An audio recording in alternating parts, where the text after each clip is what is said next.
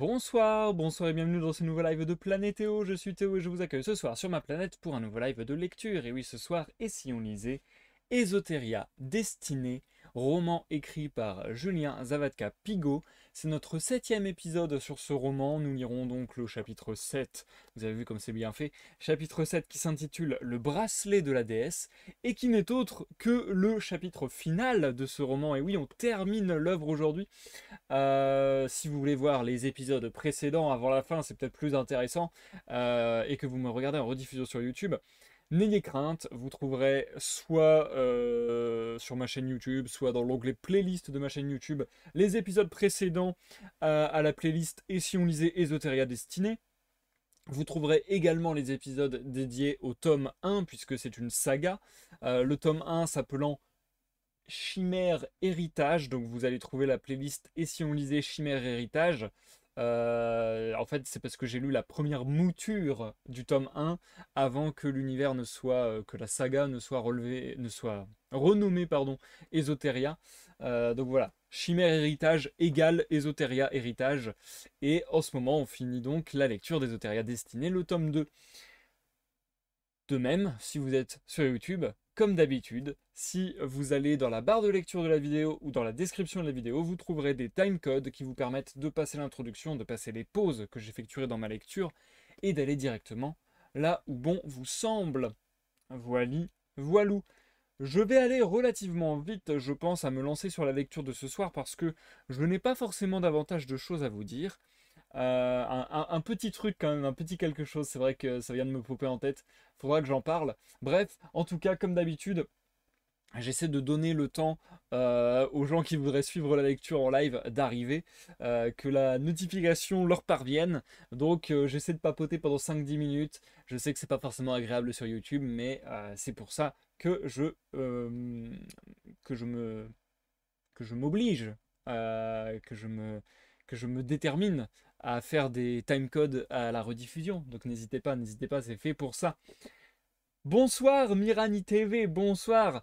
Je le répète, pour ceux qui n'auraient pas suivi, pour ceux qui n'auraient pas rattaché les wagons, Mirani TV, qui est l'un de mes meilleurs amis, est également l'auteur, est également Julien Zavadka-Pigault, l'auteur d'Esoteria. Donc c'est un honneur d'avoir l'auteur parmi nous. Merci d'être là, ça fait plaisir. J'espère que tu vas bien. Je vous invite tous à vous installer et à vaquer à vos occupations en toute quiétude et en toute gaieté, n'est-ce pas? Et bien entendu, comme d'habitude, à passer un agréable moment en ma compagnie. Santé à tous. Et du coup, qu'allais-je dire, qu'allais-je dire? Oui, c'est notre dernier live donc de lecture. Ça implique plusieurs choses. J'en ai un peu parlé lors du live précédent, donc je vais pas faire aussi long, mais est-ce que je vais reprendre une lecture directement après cette lecture? Je ne sais pas. Ce qui est sûr, c'est qu'il n'y aura pas d'autres lives cette semaine. Je suis en train de réfléchir à mon emploi du temps, mais oui, a priori cette semaine il n'y aura pas il n'y aura pas d'autres lives. Si vraiment il devait y en avoir un, de toute manière, je vous tiendrai au courant sur les réseaux. De même que cette semaine, je ne pense pas pouvoir faire une veillée, puisque je pense ne pas être seul. Donc voilà, je ne pense ne pas pouvoir faire de veillée sur Discord ce dimanche. Comme d'habitude, ceux qui veulent faire la veillée, vous pouvez vous rejoindre, vous pouvez discuter, jouer à des jeux de société, jouer à des jeux vidéo, faire ce que vous voulez, tant que vous le faites dans le respect et la bienveillance envers autrui. Il n'y a pas de problème. Et puis, s'il y a un problème qui émerge, vous me faites remonter l'info et on essaiera de régler ça ensemble. Bref, je suis pas là pour faire la police, vous êtes assez grand. Ok, donc ça c'est un peu ce que j'avais à dire sur cette semaine en termes de lecture, tout ça, tout ça. Mais la question reste ouverte, est-ce que je reprends les lives de lecture aussi assidûment, aussi régulièrement qu'à une époque? La réponse est non, en cela que je ne veux plus faire ce que j'ai fait pendant en gros, j'ai tenté l'expérience pendant une grosse année, 2 ans, un truc comme ça, d'avoir un emploi du temps très strict, très fixe, avec une lecture le mardi et le vendredi à 21 h, et d'autres lives qui gravitaient autour. Clairement, je ne veux pas retrouver cette routine-là, ce carcan-là, parce que c'est pas quelque chose qui me convient. J'en ai fait l'expérience. Maintenant que je me suis détaché de ce rythme, je me rends compte que ça me fait énormément de bien. Donc, clairement, je vais pas re-rentrer dans cette routine. Par contre, si j'ai l'envie, je vais revenir avec des lectures, ça, il n'y a pas de problème, c'est juste que ce sera pas forcément régulier, et ça sera pas forcément aussi récurrent qu'à l'époque. Je ne me revois pas faire 4-5 lives par semaine, que ce soit lecture, gaming, etc. Je ne me l'interdis pas non plus. Ça a été un peu l'expérience que j'ai menée en fin d'année dernière avec vous, de faire un live par jour pendant 2 semaines, je crois. Je sais plus si j'avais fait ça. Si, je crois que j'avais fait ça. Pour voir si j'étais capable de tenir la cadence, si c'était quelque chose qui me plaisait. C'est quelque chose qui peut me plaire, mais clairement, je ferai pas ça toute l'année. Et ce qui est cool aussi, c'est de savoir que j'en suis capable. Donc voilà, si à un moment l'occasion fait le larron et qu'il y a quelque chose que j'ai à tout prix envie de faire en live de manière récurrente, fréquente, etc., bah, je sais que je peux le faire. En l'occurrence, attendez-vous plutôt à ce que les lives deviennent un petit peu plus disparates que ces 2 dernières années, on va dire. Et concernant la suite des lives, qu'est-ce que j'envisage? Potentiellement tout. Potentiellement tout, je ne laisse rien sur le carreau. Tous les lives que je vous ai proposés par le passé sont susceptibles de revenir. Si je resserre sur les lives de lecture, j'ai bien envie de tenter l'expérience, comme je vous le confiais en fin de live précédent. J'ai bien envie de tenter l'expérience d'une pièce de théâtre. C'est quelque chose que je me suis toujours interdit en live parce que voilà, j'ai pas la présomption de penser que j'ai des talents de comédien et que je pourrais faire ça. Ceci dit, je pense qu'il y a peut-être un créneau à jouer, un truc intéressant à faire où justement, bah voilà, je serais pas dans l'acting, mais je serais dans la lecture de théâtre en fait. Et voilà, je me dis, c'est une expérience à tenter, ça se tente, ça s'essaie. Autant ne pas mourir bête en n'ayant pas essayé et en ayant trop hésité, parce que bah voilà, ça serait dommage. C'est un truc qui me fait envie depuis très longtemps. J'ai déjà ouvert les lives aux romans, aux nouvelles, à la poésie, aux contes, aux textes philosophiques. Enfin voilà, j'ai déjà tenté des tas de formats, de genres. Bah, autant essayer d'ouvrir encore un peu. C'est un horizon qui m'intéresse, disons. Donc voilà, je pense qu'on va se jeter à l'eau bientôt. Est-ce que ça sera la semaine prochaine? Est-ce que ça sera dans 2 semaines, 3 semaines? Je ne sais pas. Ça m'étonnerait que cela mette trop de temps à venir. Je pense que je vous tiendrai bientôt au courant sur les réseaux, ça devrait aller relativement vite. Et puis bah, du coup, on va vraiment faire de l'expérimentation. Je vous inviterai à être indulgent. Et puis je vous inviterai, comme d'habitude, à me communiquer vos avis parce que ça sera vraiment intéressant pour le coup, bah, pour ajuster un petit peu. Puisqu'on va être complètement dans l'expérimentation. Je vais tenter des choses, on va voir si ça passe ou pas. Si ça passe pas, je retenterai différemment peut-être. Donc voilà, ça va être vraiment un nouvel exercice pour moi. Et comme je le disais la dernière fois, j'hésite pour le moment à commencer par soit Cyrano de Bergerac d'Edmond Rostand, soit On ne badine pas avec l'amour d'Alfred de Musset, soit par Macbeth de Shakespeare. Et j'avoue que j'ai quand même une petite envie d'aller vers Macbeth. J'ai expliqué pourquoi la fois passée, je vais pas rentrer dans le détail, mais ouais. Ouais, ouais, ouais. En grosso modo, mon cœur me dit Cyrano de Bergerac. Euh, Mon intellect me dit on ne badine pas avec l'amour. Et les deux me disent Shakespeare. Ça peut le faire. Donc du coup, c'est un peu le compromis. C'est un peu le compromis. Donc je vais réétudier la question, je vais me re-renseigner, je vais un peu voir comment je peux m'organiser. Et si je vois que ça a les critères que je me mets en tête pour que ça soit réussi pour une première expérience, on tentera ça. On tentera ça. Et puis, au pire du pire, c'est un échec, tant pis, je ne réitérerai pas. Au mieux, ça passe, c'est très cool et ça nous ouvre tout un pan de littérature. Donc voilà, ça sera très cool. Donc ça, c'est concernant les lectures. Et autre chose, vous l'avez peut-être vu sur mes réseaux, Facebook, Twitter, Instagram, Discord, je ne sais plus où je l'ai posté encore, mais bref. Je suis désormais, j'arrête de faire des mystères parce que je voudrais déjà parler de manière mystérieuse, je suis désormais l'heureux détenteur d'une d'une machine, d'une imprimante 3D. Et j'ai réalisé ma première impression 3D avec le modèle qu'ils fournissent pour se faire la main quelque part, pour voir si l'imprimante fonctionne bien. Je suis trop content, je suis trop heureux. Ça fait vraiment une drôle d'impression d'arriver à la fin d'une. Ça fait une drôle d'impression d'arriver à la fin d'une impression. Ça fait vraiment un drôle de sentiment. Et non, j'ai vraiment kiffé. Je pense que c'est quelque chose qui va m'occuper pas mal dans les temps à venir. Et surtout, bah, c'est pas gratuit, c'est pas juste quelque chose que je fais comme ça pour le hobby, on va dire. C'est un investissement qui va nourrir de nombreux projets dont je vais pas forcément parler pour le moment. Mais sachez que bah voilà, je risque au futur de vous proposer des choses grâce à cette imprimante 3D. Donc j'ai hâte de pouvoir vous en dire davantage. J'ai hâte de me faire la main parce que je vais commencer doucement. Je vais commencer à faire un peu du tuto en quelque sorte, par prendre la bête par les cornes et voir comment ça fonctionne, comment ça ne fonctionne pas, jusqu'à où je peux me permettre d'aller, et ainsi de suite. Et puis voilà, quand je me serai un peu fait la main, on pourra entamer des prototypages pour différentes choses, et puis peut-être des pièces spécifiques pour des projets spécifiques. Bref, j'arrête ici le teasing hallucinant. Mais sachez que je suis très content et que vous en entendrez parler de nouveau. Bien, j'ai assez fait de remplissage sur cette intro, je crois, hein. On va partir sur la lecture du chapitre 7, le bracelet de la déesse, puisque, on l'a vu la dernière fois, les gemmes ont été toutes récupérées, et ainsi le fermoir de la déesse est devenu le bracelet de la déesse.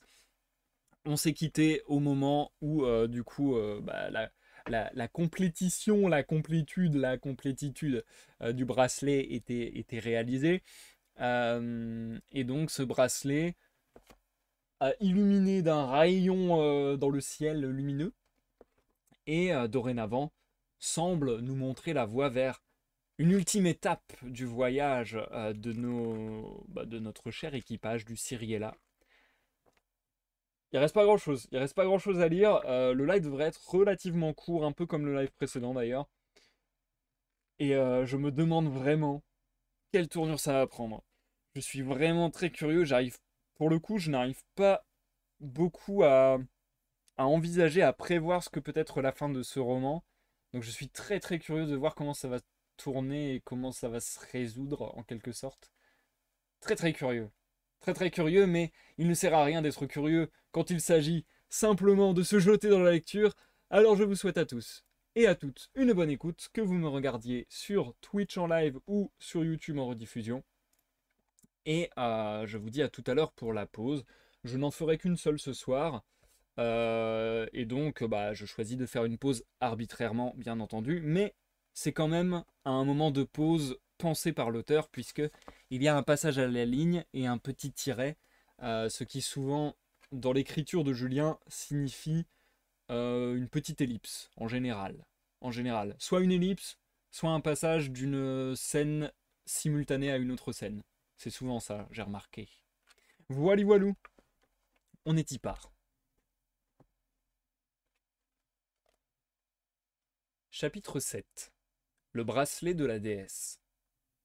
Le Cyriella avait filé vers l'est à grande allure avant de s'arrêter sur la côte menant à l'auberge Le Refuge. L'endroit avait révélé d'indéniables qualités lorsque l'équipage se reposait de leurs aventures dans le cimetière flottant. Il était facile d'y acheter des provisions à bon prix grâce aux nombreux pêcheurs vivant au village. De plus, le tenant du refuge savait où se procurer des tonneaux de poudre et d'autres nécessaires à l'armement du navire. Les marchandises sortaient d'un réseau de contrebande et n'arrivaient pas immédiatement. Combien de temps penses-tu que ça va prendre? Pour cette quantité, un jour. 2 tout au plus. Si vous m'assurez que vous avez de quoi payer, mes contacts vont en avoir l'eau à la bouche. Parfait, répondit Finn. Plus ce sera rapide, mieux ce sera pour nous. En bon commerçant, je ne vous demanderai pas pourquoi vous avez besoin d'autant de matériel, et en si peu de temps. Mais je dois vous avouer que cette histoire me rend fort curieux. Le capitaine du Cyriella afficha un sourire entendu. Lui et Ciri sortirent de l'auberge en saluant le propriétaire.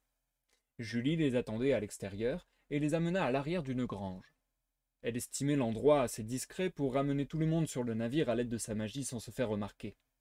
Sur le bateau, la pression était palpable.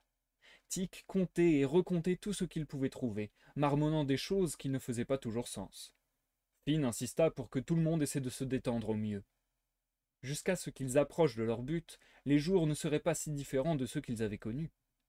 Aucune force du cercle de fer n'avait encore été aperçue, et ce fut encore le cas durant la journée qui suivit. Ciri et Finn continuaient leurs entraînements sous le regard de Julie, qui donnait des conseils à l'homme pour augmenter sa maîtrise du sort de perception. Quant à cette dernière, elle était assez troublée par les changements qu'elle ressentait lors de l'usage de la magie. Tout paraissait plus brut, plus pur, tout paraissait plus facile à réaliser.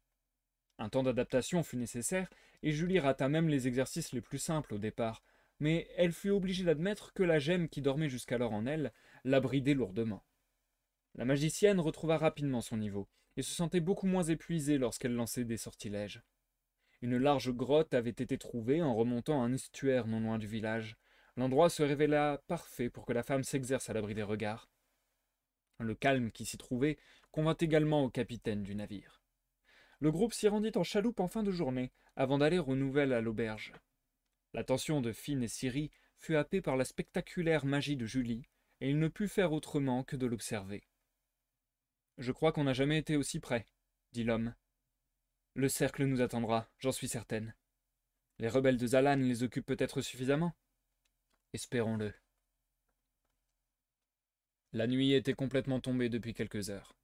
L'équipage du Cyriella se rendit, comme convenu, aux portes du refuge.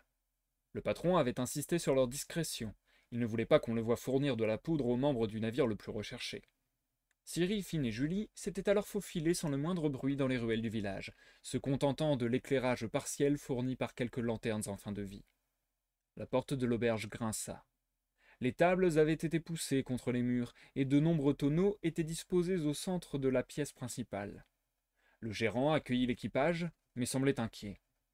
« Eh bien voilà, une partie des marchandises est là, le reste derrière. Je ne voudrais pas que tout explose pour une raison ou pour une autre. » Ciri empoigna son épée. Son bras végétal prit la forme d'une lame. La serre-griffe se tourna en direction d'un coin caché dans l'obscurité. « Sortez de l'ombre, » fit-elle d'un ton autoritaire. Une large silhouette s'avança et retira sa capuche pour révéler son visage. « Ravi de vous revoir, moi aussi. » Zalan prit un air bienveillant et l'atmosphère se détendit aussitôt. Il reprit la parole, répondant en avance aux questions qui allaient lui être posées.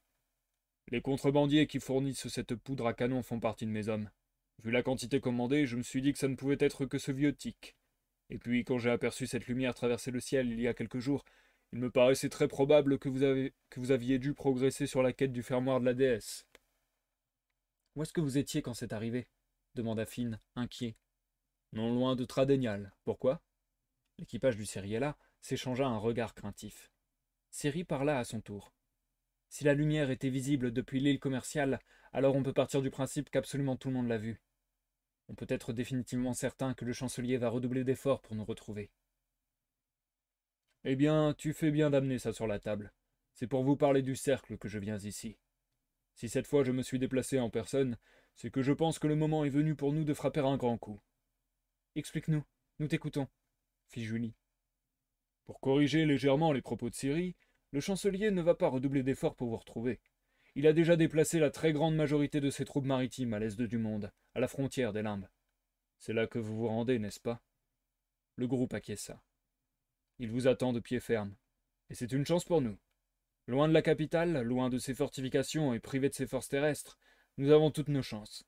Notre flotte n'a cessé de s'agrandir. Nous n'avons jamais été aussi nombreux. Avec le Cyriella pour mener la charge, il est fort possible qu'on inflige une très lourde défaite au cercle de fer. Mais je me dois de vous demander, qu'avez-vous appris au sujet de la relique, et ce qu'elle ouvre potentiellement ?»« C'est bien là un de nos problèmes, » continua la magicienne. « Il est impossible d'en être certain. Nous avons rencontré par 2 fois des créatures anciennes au savoir vertigineux, et, je dois l'avouer, parfois terrifiant. Celle à laquelle j'ai moi-même parlé m'a raconté que quiconque contrôle ce couvre le bracelet de la déesse possède le pouvoir de détruire, créer ou refaçonner des mondes. » La nouvelle alarma Zalan, qui se mit à faire quelques pas en se grattant le menton.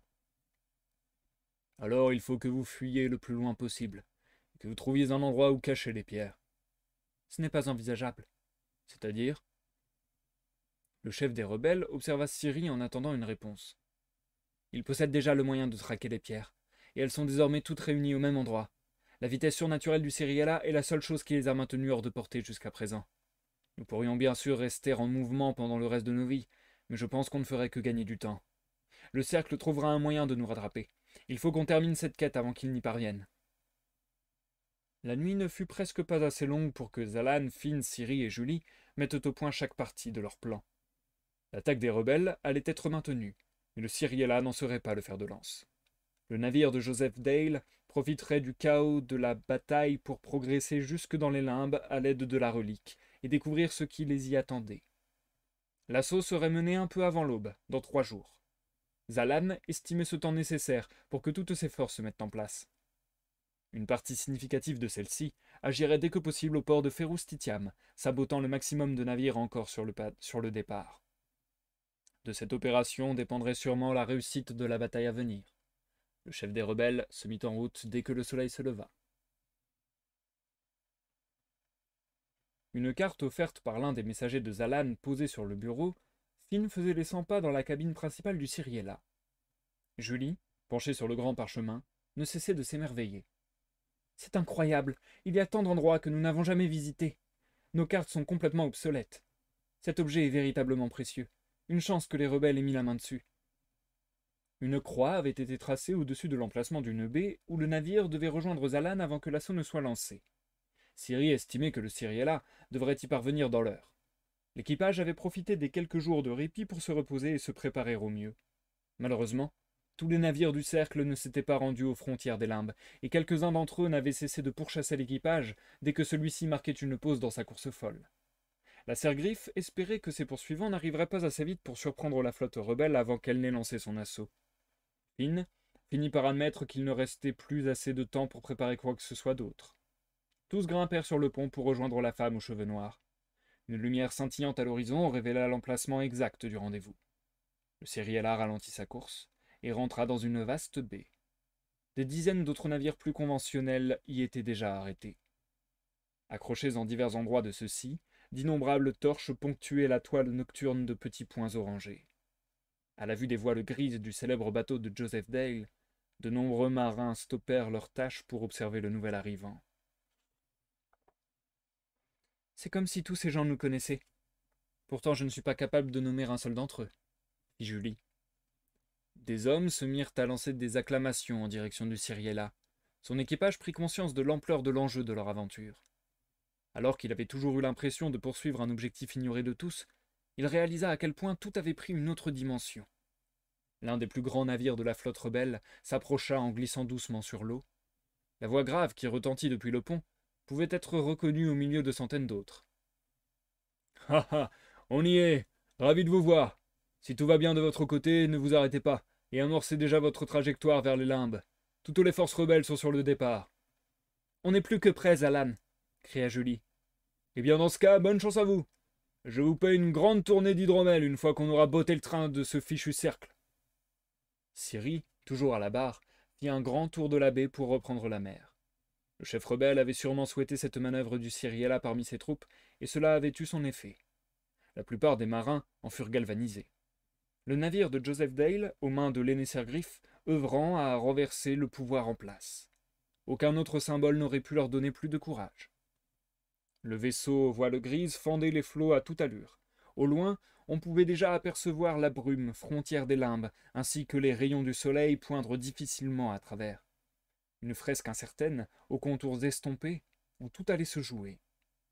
Finn scrutait les alentours depuis le pont. Il cherchait l'ennemi. Un vrombissement qu'il avait entendu il y a maintenant longtemps, en revenant du désert d'Ouro, vint conclure son observation. Un navire métallique voguait à une vitesse hallucinante, en crachant d'épaisses volutes de fumée par de longues cheminées. Le vrombissement s'amplifia et se multiplia. Le cercle de fer avait développé une flotte entière de ces engins de guerre à vapeur. Encore loin derrière le Cyriella, les forces rebelles changèrent leur cap dès que possible pour fondre vers l'ennemi. Celui-ci sembla les considérer comme une véritable menace et se mit en position pour les recevoir. « Le plan marche, » dit Julie calmement. « Ils n'ont pas l'air de nous poursuivre. » La tournure des événements fit mentir la magicienne. Un des navires filait droit vers le Cyriella. Ce dernier gardait une avance considérable. Finn observait le bracelet de la déesse toutes les quelques secondes, s'il ne se passait rien. Le cercle les rattraperait sans doute durant leur manœuvre pour esquiver la brume. Finn, qu'est-ce qu'on fait? Ce serait du suicide de s'aventurer à l'aveugle dans les limbes. Ciri partageait l'inquiétude de son ami. Attendons encore un peu. On ne sait pas encore si on s'y prend de la bonne manière. Soudain, la relique se mit à briller avec force. La lumière s'amplifia jusqu'à aveugler l'équipage entier du Cyriella. Elle explosa dans un flash titanesque qui parcourut la mer à des kilomètres à la ronde.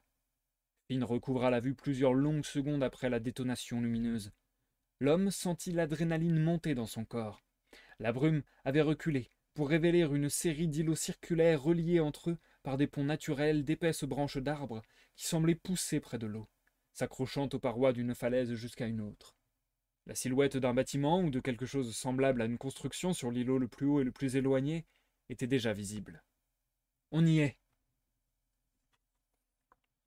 Julie ne put contenir son excitation. Une nouvelle détonation retentit, bien plus inquiétante que la première. Celle-ci, plus électrique, plus surnaturelle, fit naître des liens transparents, verts et bleus, entre le Cyriella et le navire à ses trousses, comme autant d'aurores boréales qui se tissaient entre les deux adversaires. Ils utilisent la magie pour créer des chaînes. Ils veulent nous ralentir. Julie, tu peux faire quelque chose? La magicienne se précipita à la poupe, expira longuement et leva les mains. Les liens surnaturels s'attachaient déjà au bois du Cyriella et l'entravaient considérablement. L'eau en dessous du navire ennemi bouillonna, puis celui-ci se stoppa net. La mer se souleva lentement dans un calme effrayant. L'eau se déchaîna alors sur sa victime, propulsant les hommes du cercle à son bord à travers les airs. Des hurlements de peur et de panique se firent entendre. La totalité du bateau semblait maintenant prisonnière d'une bulle. Les yeux de Julie brillaient d'une énergie pure. Elle baissa les bras et la machine de guerre navale se fit gober tout entière par l'océan.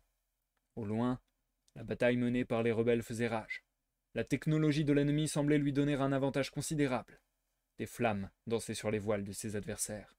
« Je vais me téléporter sur le navire de Zalan. Ils ont besoin de moi là-bas. Finn, lance une boule de feu dans les airs si ma présence ici devient indispensable. Je tâcherai d'être attentive. » Sans attendre, la magicienne sauta dans un portail. Une volée de boulets s'échappèrent des canons du Cyriella pour venir s'écraser sur un nouveau navire assaillant. Tic demeurait à l'affût et savait où viser. Les munitions explosèrent au contact des cheminées de la machine flottante. Celle-ci fut considérablement ralentie dans son élan. Malheureusement, de nouveaux liens magiques furent lancés et s'accrochaient à une vitesse fulgurante à la coque du Cyriella. Finn regretta la précipitation de Julie. Un deuxième adversaire fendait les flots dans sa direction. Le capitaine espéra sincèrement que le vieux canonnier arriverait à gérer l'ensemble de l'armement à lui tout seul. L'arrivant progressa à une distance suffisante pour lancer un abordage, mais ne s'arrêta étrangement pas. Le navire aux voiles grises, quant à lui, était maintenant complètement immobile. Jugeant sa position pour le moment inutile, Ciri se précipita vers Finn pour observer le passage du bâtiment ennemi. Les deux amis comprirent. James Dale, chancelier du Cercle de Fer, en compagnie d'un certain nombre de membres du Haut Conseil, dont Vénilien, se tenaient sur le pont et ne dédaignèrent même pas offrir un regard dans leur direction. Leur objectif était maintenant simple et compréhensible. Ils se dirigeaient droit vers les îles que le bracelet de la déesse avait révélées. Finn pesta. La serre-griffe attrapa une corde et se mit à grimper le mât principal. Peu importe ce qui produit ces liens, je me charge de les arrêter. Je compte sur toi pour régler le compte de ce groupe-ci. La femme pointa du doigt un petit véhicule volant qui venait de décoller depuis le navire du cercle immobile. La machine, semblable à celle qu'avait pu voir l'équipage du Cyriella à la cité flottante de Lumelia, transportait une dizaine de soldats armés. Ciri continua rapidement son ascension. Elle forma avec célérité un solide nœud et se servit du long cordage qu'elle transportait pour se balancer en direction du point ennemi. Elle fit de son mieux pour ajuster sa trajectoire et, passant à toute vitesse à côté de la machine volante, se servit de la force de son mouvement pour asséner un violent coup d'épée aux hommes du cercle non préparés. Le groupe d'adversaires perdit une paire de têtes. Le reste parvint jusqu'au Cyriella. Finn, seul sur le pont, exécuta son sort de perception. Les soldats n'attendirent pas un seul instant pour passer à l'attaque. Le premier chargea, voulant profiter de l'inactivité du capitaine. Celui-ci esquiva sans peine d'un mouvement sur la droite et trancha une partie de l'abdomen de l'assaillant. 3 hommes décidèrent d'unir leurs forces pour frapper à l'unisson. Les compétences de Finn avaient très largement progressé, et sous l'effet de sa magie perceptive, les frappes qu'il porta firent mouche sans exception. Sa lame trancha un visage, puis une jambe à la suite d'une roulade. Le troisième assaillant ne réussit à parer qu'un seul coup avant d'être désarmé. Il fuit vers 4 compères encore vivants qui semblaient sérieusement hésiter à poursuivre le combat. Leur indécision leur coûta la vie. Une explosion fit voler en éclats le bois sous leurs pieds. Un amalgame de copeaux, d'os et de sang fut projeté haut dans les airs. Hé hé hé hé. Et j'en ai des centaines d'autres comme ça, mon garçon. Dis-moi si d'autres viennent se frotter à nous. Je dois recharger les canons. Avec plaisir, Tic, mais tâche de ne pas faire couler le navire. Oh, on réparera tout ça en temps voulu. Ciri atterrit sur le pont du bateau ennemi avec agilité. Elle repéra sans mal l'origine des entraves magiques qui stoppaient la course du Cyriella. 3 mages du cercle au bord du navire maintenaient le sortilège de contrainte. La sergriffe plongea vers le premier d'entre eux. Son bras végétal s'allongea pour former une longue lame effilée. Celle-ci transperça l'épaule de sa cible. L'arme ne resta plantée dans la chair que quelques secondes, mais cela suffit à la rose trônant sur le bras de la femme pour drainer une très grande partie du sang de sa victime. Le corps de Ciri fut empli d'une sensation enivrante. La fleur semblait ravie de consommer enfin sa nourriture favorite et remercier sa maîtresse en libérant une folle énergie dans son corps. Celle-ci se débarrassa d'un soldat à sa portée du tranchant de son épée de métal et s'empara d'un couteau rangé à la ceinture de l'homme. L'arme blanche fendit les airs et vint se loger dans le cou du second mage. Les liens bleutés paralysant le navire aux voiles grises disparurent. Ciri prit un instant pour respirer et observa le pétrin dans lequel elle venait de se mettre. Le pont du bateau ennemi était plein à craquer de soldats du cercle, prêts à mettre fin à ses jours. « Alors maintenant, qu'est-ce que tu vas faire, sale garce » lança l'un d'eux. La femme adopta une posture défensive, prête au combat. Un éclat de rire général retentit dans l'assemblée. « Tu sais, si tu lâches tes armes, on te trouvera sûrement une utilité quelque part sur le bateau. Enfin pour ça, faudra quand même qu'on te tranche cette horreur qui te sert de bras. » Les hommes du cercle de fer jubilaient. Certains d'entre eux tirèrent leurs lames et avancèrent d'un pas. Quelque chose les persuada de ne pas en faire un de plus. Ciri plissa les yeux, incapable de comprendre leur comportement. Elle perçut une lueur verdâtre par-dessus son épaule. Les yeux de ses adversaires étaient captifs de ce qui produisait l'éclat lumineux. La sergriffe céda à la curiosité et tourna légèrement la tête pour percevoir ce qui pouvait bien tenir en respect cette véritable petite armée. Une étrange plaie flottait dans les airs. Elle n'était pas composée de chair et de sang. L'espace lui-même semblait avoir été déchiré, en une fracture ouvrant un passage vers quelque chose de différent. Une odeur pestilentielle se mit à se répandre dans les airs. Un objet sortit brusquement de la crevasse naturelle. Celui-ci percuta le pont du navire en atterrissant juste à côté de Ciri. Celle-ci ne put s'empêcher de sourire. La chose se révéla être une petite créature verte, portant un volatile sur l'épaule. « Quoi ! Ah non, bordel, il m'a volé mon entrée. J'y crois pas. Je savais que j'aurais dû te laisser là-bas, vieux piaf. » Glouze murmura quelques injures à l'attention du corbeau, qui semblait très fier de lui. Le gobelin était définitivement changé, et sa voix portait naturellement, comme s'il profitait en permanence de l'acoustique d'une cathédrale. Il revêtait une toge d'un noir très sombre, semblable à la couleur de la cape de la sergriffe. Une petite capuche lui tombait juste au-dessus des yeux, dont émanait une lueur identique à celle de la faille magique qui se referma un instant plus tard. Le petit être verdâtre avait troqué son tromblon pour une pelle bien trop ouvragée pour être un simple outil de jardinage. L'un des hommes du cercle reprit la parole. Espérant rassurer ses troupes, il s'adressa à Ciri. « C'est ça tes renforts? Un vieux truc puant armé d'une pelle ?» Malheureusement pour eux, personne sur le navire n'était capable de reconnaître l'outil qu'avait possédé un jour Igor, le fossoyeur du cimetière flottant. Glouze fit virevolter sa pelle devant lui. Une nouvelle faille s'ouvrit. Un immense bras putréfié jaillit de l'ouverture magique. Le poing serré de l'écœurant membre écrasa le soldat qui venait de hausser la voix. La gigantesque main révéla l'endroit de l'impact en disparaissant par la plaie dimensionnelle. Il ne restait plus qu'une immonde et sanglante bouillie sur le sol. Glouze renifla d'un coup sec en reposant le bout de son arme sur son épaule. « On touche pas à mes potes, bande de débiles !» Si un seul des soldats du cercle de fer avait survécu à l'assaut conjugué qu'avaient alors mené Ciri et Glouze, il n'aurait jamais pu trouver de mots assez pertinents, assez fidèles au massacre qui s'était déroulé sur le pont du navire métallique. Et quand bien même son verbe aurait été superbement manié, nul n'aurait osé le croire. Le gobelin avait multiplié les invocations macabres, réduisant en charpie des dizaines d'adversaires à la fois. Son corbeau survolait les cadavres, croissant lorsque quelqu'un approchait de son nouveau maître, lui laissant assez de temps pour transformer les attaquants un peu trop braves en un amas décharné. À sa griffe put découvrir le plein potentiel de sa rose. Les fines lianes de son bras végétal s'étendaient de toutes parts, gagnant en force et en rapidité à mesure que la fleur consommait le sang de ses victimes. Une véritable tempête de ronces perfora les hommes et les femmes du cercle, qui abandonnèrent très vite l'idée de vaincre le terrible duo d'adversaires. Beaucoup tentèrent de sauter par-dessus bord, mais furent aussitôt rattrapés par un membre en putréfaction ou par la volonté de la rose jamais rassasiée. Un bourdonnement se fit entendre dans le ciel, d'abord assez éloigné. Des ombres se dessinèrent au-dessus du champ de bataille et se mirent à grandir au fur et à mesure que d'énormes dirigeables descendaient. La couleur de leurs ballons ne laissa aucun doute. Il s'agissait du rouge et du gris du cercle de fer. De lourdes trappes s'ouvrirent en dessous des premiers engins volants, libérant une nuée de boulets d'un blanc pâle qui fendit les airs en direction des navires des forces rebelles. Finn assista à l'arrivée des renforts ennemis depuis le Cyriella et frissonna quand il aperçut les sphères chuter. Un désagréable effluve emplit le pont du navire aux voiles grises, suivi de quelques bruits de pas précipités. Ciri trébucha et se rattrapa de justesse au mât. « Glouze, c'est une horreur. Je préfère 1 milliard de fois emprunter les portails de Julie. »« Toujours à te plaindre. Je te laisserai nager la prochaine fois. » Finn se retourna, stupéfait. « Glouze, je ne peux pas y croire. » « Elles disent tout ça, ouais. » Le gobelin ne semblant pas très friand des accolades, l'homme s'avança et lui serra vivement la main. « Tu as perdu le tricorne de Joseph ? Une longue histoire. D'ailleurs, si t'en as un autre, faudra que tu me le files après qu'on ait fini de... Attendez. Je me disais si je me suis trompé de personnage. Tu as perdu le tricorne de Joseph ? Une longue histoire. D'ailleurs, si t'en as un autre, faudra que tu me le files après qu'on ait fini de régler tout ça. La capuche, c'est classe, mais ça a pas le même charme.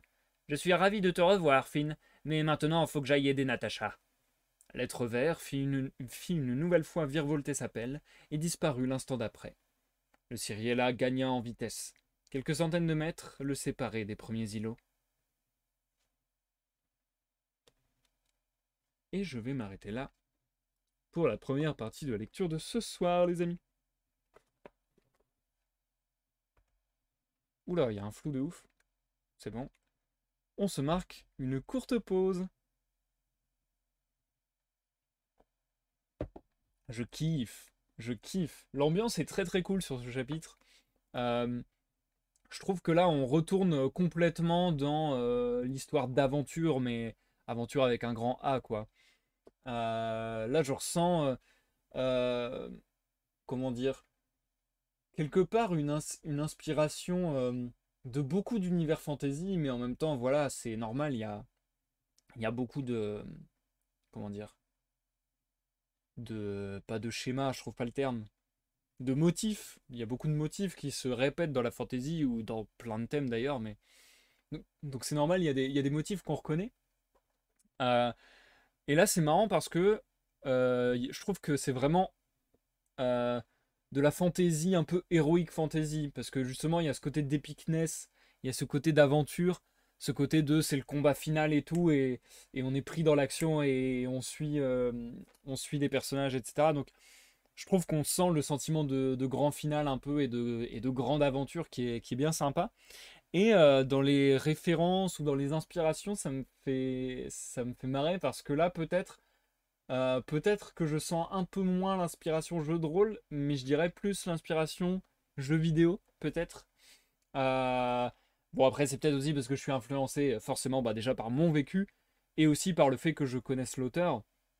Mais par exemple, le délire des limbes, le délire d'une brume qui se disperse avec un effet, avec un objet qui a un effet lumineux sur le bateau, etc. Bon, c'est un truc qu'on voit dans plein d'univers, c'est un truc qui existe beaucoup.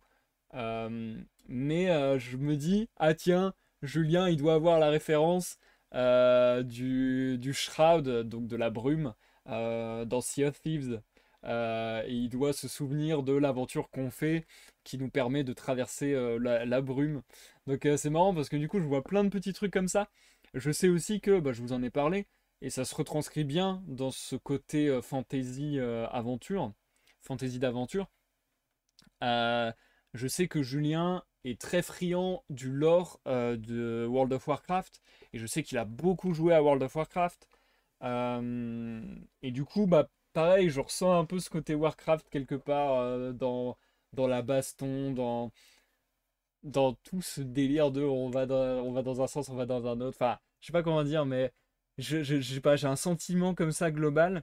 Même bah, un peu dans le délire Warcraft, mais dans le délire de plein de jeux vidéo. Ce délire de presque de restuffer un personnage ou de reroll un personnage. Peut-être pas le reroll, mais en tout cas de le faire évoluer et de le faire changer de classe, on dirait ça, dans un jeu vidéo. C'est-à-dire que Ciri, qui était vraiment la bretteuse avec son épée, etc., elle a été contaminée par la rose, et du coup elle devient un peu une sorte de... pas de mage, mais enfin voilà, elle a un truc comme ça spécifique qui fait que... ce qui fait que bah, dans un jeu vidéo, sa classe aurait changé un peu, aurait un peu évolué, comme si c'était une spécialisation de sa classe ou ce genre de choses.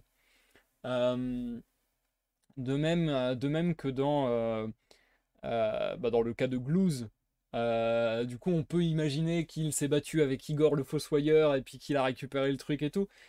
Et là, pour le coup, bah pareil, diamétralement opposé. Glues qui passe de un petit peu le stéréotype du gobelin très porté sur la science, les inventions, etc.,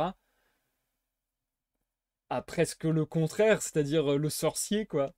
Donc c'est marrant ce concept un peu de ouais de changer de classe, je trouve, dans l'aventure. C'est marrant, les personnages qui évoluent de cette manière, c'est assez rigolo. Euh, et ouais, je vois un peu une inspiration jeu vidéo là-dedans. Euh, mais de toute façon, je pense que c'est un peu le cas parce que même même dans les jeux de rôle que je joue avec Julien, je ressens son influence et son inspiration jeux vidéo et notamment World of Warcraft. Donc de toute manière, voilà, c'est ça qui est drôle aussi, c'est que on est tous nourris par des tas de choses différentes et, et c'est hyper intéressant de voir comment ça va affûter nos choix, comment ça va définir la manière dont on voit les genres, les choses et comment on va mettre en scène tout ça. Enfin, hyper marrant, je trouve. Et du coup, le cocktail, jeu de rôle, jeu vidéo, je trouve que avec la fantasy, l'aventure, ça marche très très bien. Donc, ouais, c'est vraiment sympathique ce petit chapitre pour le moment. De recroiser tout le monde aussi, de revoir Zalan, d'avoir cette scène un peu de liesse, cette scène de liesse populaire où tout le monde est content de voir le Cyriella arriver. Euh, voilà, il y a plein de petites scènes un peu comme ça, à- comment dire, symboliques de ce genre bah, de ce genre littéraire, qui sont cool, qui sont très cool. Donc ouais, j'aime beaucoup. Le fait aussi qu'on revoit Vénilien et James Dale, j'ai hâte de voir ce que ça va donner ça. Euh, ouais, je suis très chaud. Je suis très chaud à voir ce que ça va donner tout ça. Du coup, c'est marrant. Le délire aussi de faire des fractures dans le vide, comme le fait Glues avec sa pelle. Bah, ça fait aussi One Piece par exemple avec. C'était Barbe Blanche qui faisait ça. Attendez, c'était Barbe Blanche ou Barbe Noire? Oh non, c'est Barbe Blanche. J'ai un brain fart de l'apocalypse. Ouais, non, c'est Barbe Blanche qui, genre, il tape dans le ciel et il casse l'atmosphère limite. Enfin, je sais pas comment expliquer, mais ouais. Ça, je pense pas que Mira ait forcément la ref. Mais c'est marrant parce que, bah voilà, encore une fois, c'est un truc qu'on a vu dans plein de domaines différents. Et selon les rêves qu'on a, on va pas y penser de la même manière. Moi, ce qui me fait rire, par exemple, avec ce truc-là, c'est que, bah, j'en ai un peu parlé la fois passée, mais ça me fait penser un peu à Full Metal Alchemist, ça me fait un peu penser à One Piece, ça me fait un peu penser à la web série que j'ai réalisée il y a de cela de nombreuses années maintenant, Townville City Chronicles, où Julien faisait justement un personnage, et justement l'un des méchants en quelque sorte. Euh, Mais non, c'est pas l'un des méchants en fait. Mais non, c'était le personnage de. Je suis con. C'était justement le personnage de Julien. C'était Morgane. Morgane était capable justement d'ouvrir comme ça des sortes de fractures dimensionnelles dans le vide. Donc c'est marrant, ça me rappelle aussi cette ref-là. Enfin, c'est trop marrant. C'est trop marrant. J'aime trop comment... En fait, je trouve ça fascinant à quel point on est tous différents et à quel point, selon ce que tu connais, selon ce avec quoi tu t'es nourri, ce qui t'a inspiré, ce qui t'a marqué, ce qui t'a plu et déplu dans le passé, on va recevoir une œuvre pas du tout de la même manière, on va être confronté à des expériences de vie pas du tout de la même manière, etc. Je trouve ça hyper fascinant. Enfin bon, bref, je m'écarte un peu du sujet, mais du coup, très, très plaisant pour moi ce chapitre pour le moment, je trouve ça très cool. Hâte de voir la fin. Hâte de voir la fin, il ne nous reste que une quinzaine de pages. 15 pages, je me dis, waouh, ça va finir vite, hein. À moins que. Enfin, je sais pas comment ça va être construit. Je suis très curieux de comment ça va être construit parce que je me dis, là, en 15 pages, comment le roman est plié. Ça m'interroge. En général, j'essaie de pas vous dire combien de pages il reste parce que je trouve que c'est un spoil en quelque sorte et que ça peut gâcher le plaisir. Mais là, désolé, j'ai pas fait exprès. Oupsie. mais, euh, mais ouais, ça c'est pareil. Encore une fois, on n'est pas tous égaux par rapport au spoil. Et en fait, plus ça vient, plus je me rends compte que je dis souvent que je suis pas sensible au spoil, mais en fait, ça dépend à quel spoil. Parce que, en quelque sorte, par exemple, de dire qu'il ne reste que 15 pages, c'est un spoil qui crée des attentes potentiellement dans le cerveau, selon comment tu conçois les choses. Donc, ouais. Donc, en fait, je trouve que pour découvrir un truc, presque le mieux du mieux, c'est de absolument rien dire. Mais bref. Allez, on va se lancer. C'est marrant que je dise ça alors que vraiment il y a quelques temps j'étais en mode oh le spoil je m'en fous, spoilez-moi autant que vous voulez, moi ce qui m'intéresse c'est pas les événements, c'est comment les événements arrivent. Mais du coup je veux pas être spoilé sur comment les événements arrivent et sont mis en scène. Moi c'est ça le truc. Bref, je tergiverse, je pars dans tous les sens. On va se remettre à la lecture.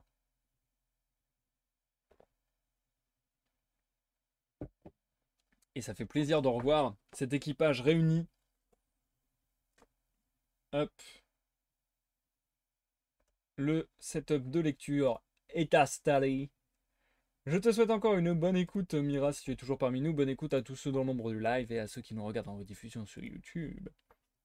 A tout à l'heure, pour ce qui sera cette fois-ci la fin du live. Ah, c'est la dernière fois qu'on lit Esoteria. En tout cas pour un certain temps, parce que peut-être il y aura un autre tome, on sait pas. Bref, dernière fois qu'on se plonge dans Esoteria. Destinée.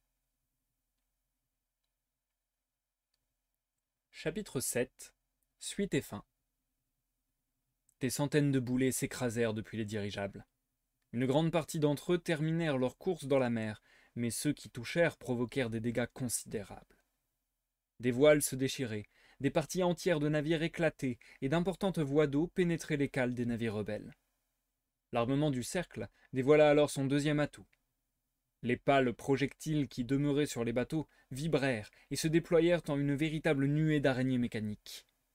Les aranéos bondirent au visage de tous ceux qui passaient à leur portée, en ayant pour unique but l'anéantissement total de leur cible.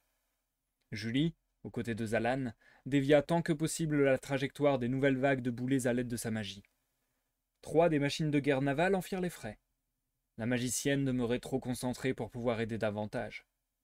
Elle éprouva une vive surprise lorsque de pâles et d'improbables jambes impies surgirent de portails pour propulser au loin de nombreuses aranéos, transformés alors en véritables ballons de jeu. La femme crut un instant être de nouveau au cimetière flottant, avant d'apercevoir Glouze, non loin d'elle, faire danser sa pelle en direction du ciel. « Je suis si heureuse de te voir !»« Continue de t'appliquer, ma vieille. Il y a beaucoup trop de boulets pour qu'on puisse fêter dignement nos retrouvailles. »« Je ne sais pas comment nous allons tenir, Glouze. De plus en plus de dirigeables affluent dans notre direction. » Les forces rebelles diminuaient drastiquement. Des dizaines de navires étaient coulés aux suites d'assauts maritimes ou aériens, et un considérable montant d'entre eux tombait également aux mains des hommes du cercle de fer après de violents abordages. Galdric volait avec grâce. Utilisant avec intelligence les courants d'air naturels, il n'avait que très peu besoin de battre des ailes. La région limitrophe au limbe était réputée pour son climat sauvage et ses nombreuses tempêtes. Rares étaient les kervens autorisés à y voler. Le dragon plongea brusquement et fendit les airs à une vitesse rare. Wouhou! Melraen était toujours très émotive lorsqu'elle chevauchait le dos du noble animal. Son vol n'était pourtant pas de tout repos. Traverser les brumes demeurait extrêmement dangereux, même lorsque le trajet était longuement étudié. L'insouciance de la cavalière lui avait valu de nombreuses péripéties par le passé, mais aujourd'hui, elle n'avait plus besoin de faire ses preuves. Les cartes des limbes avaient été affinées durant les derniers mois pour ce moment en particulier. Un second dragon rattrapa finalement le massif Galdric. Plus élancé, la seconde bête profitait aussi d'un regard sage, vif, plein d'intelligence. Melraen tourna la tête brièvement vers son ami, perché sur la créature. « Army, on devrait bientôt y arriver. On devrait bientôt arriver. C'est bien pour ça que je m'efforce de te rattraper depuis 10 bonnes minutes. Il faut que tu ralentisses. On n'arrive plus à te suivre. » La dragonnière se pencha contre le cou de Galdric, en caressant doucement ses écailles. « T'as entendu, mon beau ? Amusons-nous un peu en attendant tout le monde, » chuchota-t-elle. Le dragon émit un grognement satisfait. Il bifurqua brusquement et voltigea parmi les nuages, réalisant une vraie chorégraphie aérienne. Armenia soupira longuement, tira sur les rênes de la créature qu'elle montait, pour lui indiquer de ralentir calmement. Elle ne put s'empêcher de surveiller Melraen, prête à intervenir si l'une des pirouettes de la jeune femme se terminait en catastrophe. Bien sûr, et comme à son habitude, cela n'arriva pas, ce qui agaça encore plus la seconde dragonnière, qui jugeait son amie déjà bien trop confiante. Derrière, les nuages s'assombrirent, signalant l'arrivée de nombreuses autres personnes. Galdric cessa ses acrobaties et se remit en place à la tête de l'armée. Le trajet initial fut repris. Les brumes commencèrent à se dissiper. La mer devenait à nouveau visible. Les deux amies dragonnières prirent un instant pour observer le carnage qui s'y profilait. Leur cible leur apparut évidente. Des centaines de dragons, de tailles, de couleurs, de races différentes, se rangèrent derrière leur général. Le visage enjoué de Melraen adopta un air grave et sérieux. Elle brandit sa lance au-dessus d'elle et hurla « Kerven, avec moi !» Zalan considéra sérieusement la possibilité de battre en retraite. Deux uniques solutions entraient en conflit dans son esprit.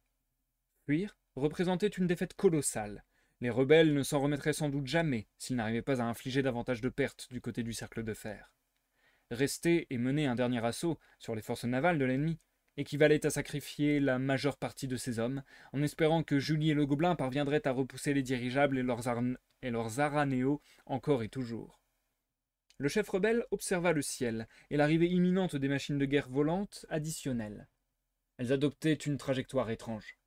Alors qu'il filait vers lui, il y a quelques minutes à peine, les engins amorçaient une manœuvre de repositionnement, plaçant leurs flancs en direction des limbes. C'est alors que Zalan les perçut. De nombreuses taches, loin dans le ciel, se mouvaient avec vivacité. Il jura percevoir une traînée de flammes surgir sans aucune raison. L'explosion sonore d'un premier dirigeable lui offrit un espoir fou. Les machines révélèrent des lignes de canons installées sur leurs côtés et firent feu sans retenue. Très peu de boulets touchèrent leur cible. Il ne fallut que quelques minutes avant que la moitié des renforts aériens du cercle ne soit réduite à néant. Comme une véritable nuée de moustiques, les taches virevoltaient et abattaient leurs ennemis un à un. Puis elles se dirigèrent vers les navires rebelles. Un sublime spectacle s'offrit aux yeux de nombreux hommes.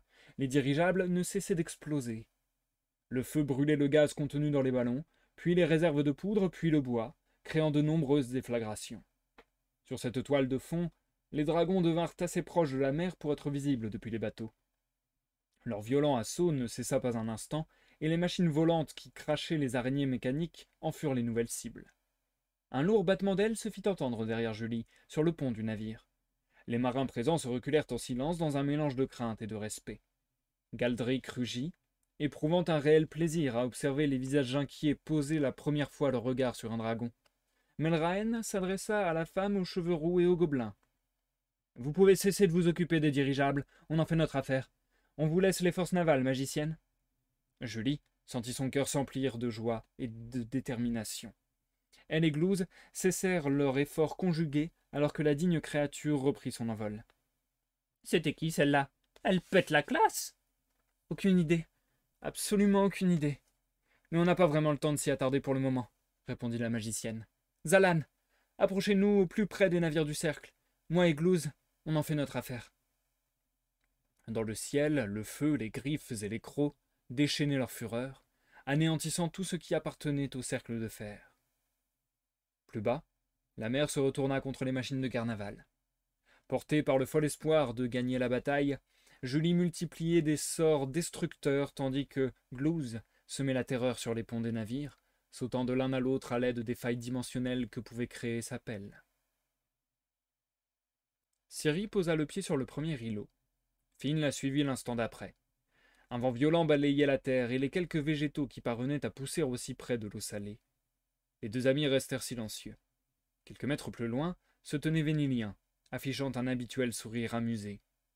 « Finn, avance, je m'en occupe. »« Tu en es certaine, Ciri? Je ne veux pas que... Je te demande de me faire confiance. » L'homme hocha la tête, serra brièvement l'épaule de la Sagriffe. Il aurait souhaité disposer de temps pour formuler tous les mots qu'il souhaitait lui dire, craignant que la rencontre entre le frère et la sœur se termine de la même façon que la précédente. Finn tâcha de se concentrer sur son objectif et emprunta un premier pont végétal en courant. Vénilien ne lui accorda pas un regard, dévisageant Ciri. « Alors tu as survécu. » Étonné ? Pas tellement. Est-ce qu'on est condamnés à se poursuivre durant le reste de nos vies? Ciri s'avança, s'abstenant dans un premier temps d'apporter une réponse à la question qui lui était posée. Elle tira sa lame de son fourreau, et sa main droite se transforma. « Ça se termine aujourd'hui, Vénilien. » L'homme afficha un air dégoûté en observant le bras végétal de sa sœur. « Qu'est-ce que tu es devenu? On dirait finalement que tu commences à ressembler à la personne que tu es vraiment. » La femme ignora la remarque. « Père n'est même pas ici. J'aurais souhaité le confronter, lui aussi. Il s'occupe de l'assaut principal. » Vénilien porta instinctivement le regard au loin et témoigna du carnage qu'était en train de subir le cercle de fer. Il resta cependant de marbre. « Ton cœur souhaite donc la mort de toute ta famille. »« Ma famille se porte très bien, merci. Cela fait trop longtemps que l'on aurait dû discuter. Toi, moi, mère et père. » L'homme pouffa. « Sérieusement? Discuter? À qui est-ce que tu veux faire croire ça? Tu as perdu au sommet de la montagne. Tu vas perdre ici aussi. » Il tira également son épée et chargea en direction de sa sœur.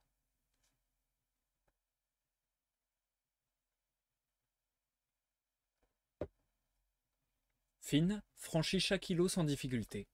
Chacun d'entre eux profitait d'un relief suffisamment plat, et les ponts que formaient les arbres étaient épais et solides. Le capitaine du Cyriella sentit le bracelet de la déesse gagner en chaleur au creux de ses vêtements. Il semblait même palpiter. L'arrivée n'avait jamais été aussi proche. Le dernier pont demanda tout de même un certain effort. L'ultime îlot culminait sur les autres et il fallait user de ses mains et de ses jambes pour franchir la pente qui y menait. Finn crut l'espace d'un instant se trouver de nouveau au sommet du mont Roctan, à une époque lointaine. L'immensité du nuage était remplacée par la mer, dont les vagues déchaînées venaient se briser en contrebas. Une grande arche taillée dans la pierre trônait un peu plus loin. Ses colonnes étaient finement sculptées, bien que les marques du temps pouvaient aisément être perçues. L'homme se rendit compte de la magnificence et de la véritable taille imposante de la structure. Quelqu'un s'y tenait déjà, les cheveux attachés dans une tenue à l'aspect et à la propreté irréprochables. Finn n'eut pas de mal à reconnaître James Dale, chancelier du cercle de fer. Il resta sur ses gardes. « Où sont les membres de votre conseil » lança-t-il. James se tourna à demi. « Sur mon navire. Ils n'ont pas l'honneur d'assister à ce qui est sur le point de se dérouler ici. Tu as amené la relique, n'est-ce pas? Qu'est-ce qui est sur le point de se dérouler ?» Le chancelier demeura calme, cachant parfaitement la moindre émotion qu'il pouvait ressentir sur le moment. « Finn, c'est ça? C'est curieux, comme Joseph avait le don de se passionner pour des choses dont il ne connaissait rien. Avance, et nous aurons une première réponse. » Celui qui fut un jour l'un des seconds de Joseph suivit les paroles qu'il venait d'entendre et fit quelques pas en continuant de parler. « Votre crime ne restera pas impuni. Je suis ici autant pour lui que pour le mystère qui entoure le bracelet de la déesse. Sous ses vêtements, la relique continuait à chauffer. Puis elle s'extirpa d'elle-même dessous le tissu. Comme d'abord suspendu dans les airs, l'objet glissa lentement en direction de l'arche. James reprit. Nous aurions pu trouver un accord. Mais bien que tes connaissances sur le sujet ne semblent pas très au point, je pense que tu as tout de même une idée de ce que peut révéler et offrir cette porte. Je ne prendrai aucun risque. Ce pouvoir appartient au cercle de fer. La tête pensante de Ferustitiam saisit son épée et fit pleinement face à Finn. Joseph était un prodige, l'arme en main. Je pense que tu as quelques surprises dans ton sac, toi aussi. Je te le souhaite sincèrement. Comment pouvez-vous rester aussi froid, alors que vous commettez l'irréparable en permanence? Je ne peux pas t'en vouloir. Tu possèdes encore une vision très manichéenne du monde. Tu aurais sûrement beaucoup appris en vieillissant. Sache que je ne regrette aucune décision. J'ai toujours débarrassé ce monde de ses plus grands dangers, même lorsque personne ne les avait cernés. Joseph, Zach et la tribu du désert d'Ouro, un danger. La mère de Julie, un danger. Et tous ces pauvres gens qui sont victimes des balles perdues. C'est un mal pour un bien. On ne peut éviter les dommages collatéraux. Et tu viens de confirmer mes propos, en citant 2 personnes inconscientes qui avaient clairement le potentiel de bouleverser notre monde. L'une d'elles était à 2 doigts de tout détruire. Vous ne pourrez pas vous faire passer pour quelqu'un de bienveillant. Ça ne prend pas, répliqua Finn. Pendant que les 2 hommes parlaient, le bracelet de la déesse avait continué sa trajectoire pour venir flotter en plein centre de l'impressionnante arche. La relique se mit à briller, comme elle l'avait fait depuis longtemps maintenant. Sa lumière sembla se fixer sur les bords circulaires de la structure, comme un tissu dont les fils auraient été enroulés autour d'un cadre pour former un plein motif. Au sein d'une véritable porte lumineuse, l'objet n'était presque plus visible. Soudain, l'intense chatoiement disparut. Le bracelet trembla et se disloqua. Chacune des gemmes se fragmenta en un millier de petites couleurs. Le sol se mit à trembler, la mer s'agita et le ciel s'assombrit. Un bruit sourd, extrême, explosa dans l'atmosphère. Un voile d'un noir si sombre qu'il semblait absorber la luminosité des alentours remplissait alors l'espace de l'arche précédemment occupé par la relique. Sans laisser le temps à Finn d'admirer un peu plus le phénomène qui se déroulait sous leurs yeux, James passa à l'offensive. Vénilien luttait péniblement contre les 2 lames qui multipliaient les attaques. Une grimace d'effort et de douleur ne quittait plus son visage. La frustration du cerf-griffe était double. Il était désormais très clair pour lui qu'il ne vaincrait pas sa sœur à son propre jeu. Et pour une raison qu'il ignorait encore, mais qui le mettait hors de lui, Ciri semblait retenir ses coups, le toucher à plusieurs reprises, mais s'assurer que ses blessures ne soient pas létales. L'homme bondit en arrière pour profiter d'un instant de répit. « Ça suffit !» La colère déformait ses traits si bien qu'il en devenait presque méconnaissable. « À quoi tu joues ?» La cerf-griffe demeura silencieuse et concentrée. « Ah, ce n'est pas important.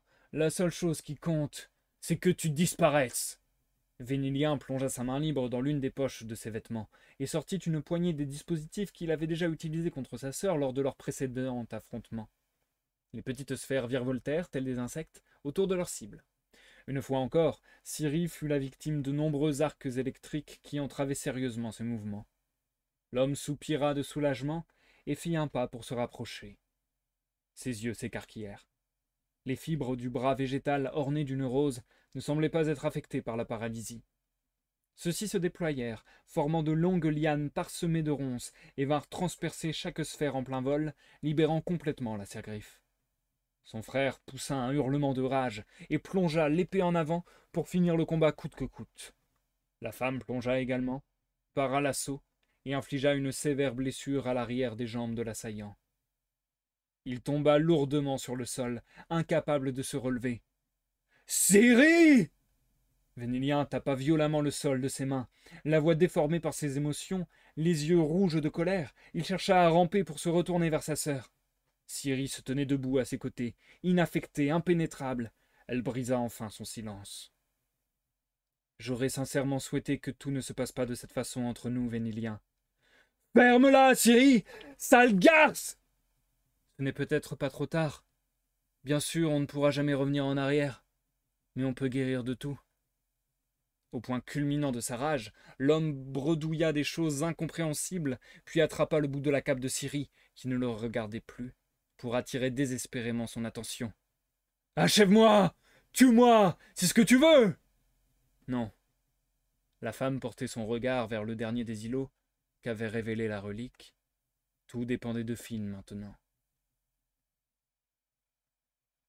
Finn et son adversaire se jaugeaient depuis maintenant plusieurs échanges. Il parut évident au capitaine du Cyriella que si Ciri était là, elle n'en ferait qu'une bouchée, mais pour lui, c'était une toute autre paire de manches. James, tout aussi méticuleux et implacable que lors de son affrontement avec Joseph, affichait une parfaite maîtrise de l'escrime. Reculant avec rapidité, plongeant avec précision, parant et feintant méthodiquement. Aucun des deux hommes ne parvenait encore à déstabiliser l'autre. Finn jugea avoir récolté assez d'informations sur le comportement de son adversaire. Impeccable, celui-ci n'en demeurait pas moins prévisible. Il répondait et menait toujours ses assauts de la même manière, bien qu'elle fût optimale. Le membre de l'équipage du Cyriella pensa un instant aux longues sessions d'entraînement au sein du navire, et se jura de remercier la Sergriffe, sans qui il serait déjà tombé depuis plusieurs minutes. Mais il était temps pour lui de révéler son jeu. Un seul instant lui suffit à lancer son sortilège de perception. Un nouveau tremblement se fit ressentir, cette fois si intense que l'univers entier en semblait être bousculé. Le voile noir de l'arche ondula avant de produire un épais rayon d'une même couleur. L'énergie fila à toute vitesse dans les airs. Finn, profitant de ses sens nouvellement exacerbés, l'esquiva de justesse. L'étrange phénomène continua sa course et vint percuter de plein fouet un navire rebelle qui explosa violemment à l'impact. Le processus se renouvela et plusieurs rayons surgirent de la porte. Un des rares dirigeables du cercle en fit les frais. Certains des projectiles percutèrent l'océan, produisant d'immenses typhons qui mirent en péril de nombreux vaisseaux des deux camps opposés. La force surnaturelle survenant de l'arche semblait se faire déchaîner la nature. Un tonnerre gronda au loin. « Qu'est-ce qu'il se passe? Vous le savez, n'est-ce pas? Dites-le-moi. Il nous faut encore attendre, elle ne viendra pas si rapidement. Mais je ne peux pas risquer ta présence une fois que ça arrivera. » James reprit l'assaut sans se soucier de l'apocalypse qui se profilait autour de lui. D'abord perplexe, Finn n'eut pas vraiment le temps de réfléchir aux paroles du chancelier. Jouissant de nouveaux réflexes, il repoussa l'offensive de son adversaire et se mit à gagner du terrain. Incapable de le blesser pour le moment, il allait pourtant se retrouver à court d'espace où reculer. Le capitaine du Cyriella attendait ce moment pour profiter d'une erreur, la seule que commettrait peut-être le chancelier. Celui-ci parvint à calmer l'échange un instant. « J'aurais dû m'attendre à ce que tu maîtrises une forme de magie. Vous n'allez pas me dire que vous êtes incapable d'en utiliser. Vous l'avez interdite. Pourtant de nombreuses personnes à votre service la maîtrisent. J'ai fait le choix de l'abandonner il y a longtemps maintenant. Et comme je te l'ai dit, j'ai toujours pris les bonnes décisions. » Craignant qu'il ne veuille gagner du temps, Finn poursuivit son assaut.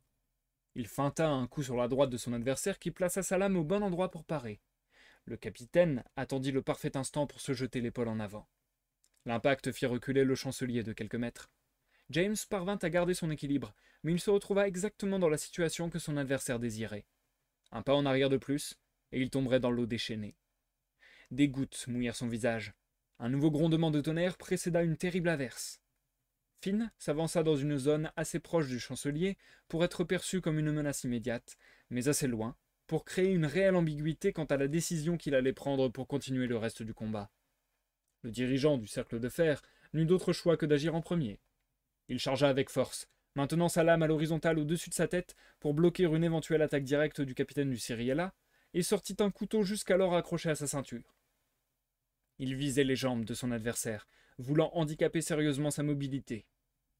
Finn avait attendu patiemment, et n'eut aucun mal à déjouer les intentions de James, assénant un coup précis sur la main de celui-ci pour dévier la petite arme blanche. D'un jeu de jambes maîtrisé, il se retrouva dans le dos du chancelier et lui infligea un violent coup d'estoc dans le dos, si bien que l'épée resta figée dans le corps de sa victime. Autour des adversaires, les éléments se déchaînaient plus que jamais. La plupart des îlots avaient été complètement détruits par les rayons noirs.